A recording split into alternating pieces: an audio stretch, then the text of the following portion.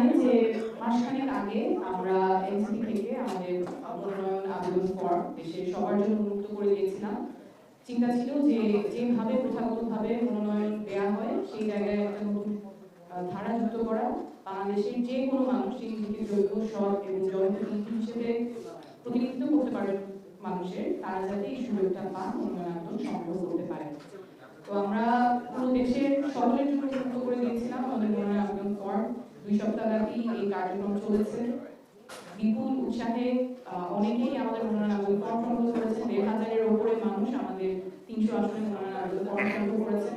আপনারা দেখেছেন যে এই কার্যালয়ে অনেক উৎসবমুখর পরিবেশে অনেক উৎসাহের সাথে আবেদন ফর্মগুলো সংগ্রহ হয়েছে, জমা হয়েছে। এরপর যারা আমাদের আবেদন ফর্ম সংগ্রহ করেছেন তাদের সাথে একটা মনোনয়ন সভা অনুষ্ঠিত হয় শহীদ আবুসাইদ কনভেনশন সেন্টারে। যারা আমাদের মনোনয়ন পত্র সংগ্রহ করেছেন তাদের সাথে মত বিনিময় করা হয়, আশা আকাঙ্ক্ষার কথা শোনা হয়। একটা প্রক্রিয়ার মাধ্যমে আমাদের যারা বিভাগীয় সম্পাদক আছেন তারা বোর্ড কোঅর্ডিনেটর হিসেবে প্রাথমিক যাচাই সম্পন্ন করেছেন। ফাইনালি এখন আমরা আমাদের প্রাথমিক প্রার্থী তালিকা আজকে ঘোষণা হবে। আমরা আশা করবো এই তালিকাটাতে আপনারা অনেক নতুনত্ব দেখবেন। সাধারণত যেরকম মানুষ মনোনয়ন পায়, এখানে অনেক ব্যতিক্রম আছে।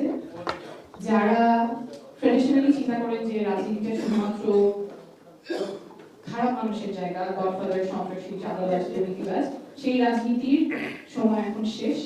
দক্ষ, সৎ, যোগ্য নেতৃত্ব আসবে এবং আমাদের মনোনয়ন প্রক্রিয়া সেটা নিয়ে একটা পরিকল্পনা আপনারা দেখতে পাবেন। সকলকে ধন্যবাদ।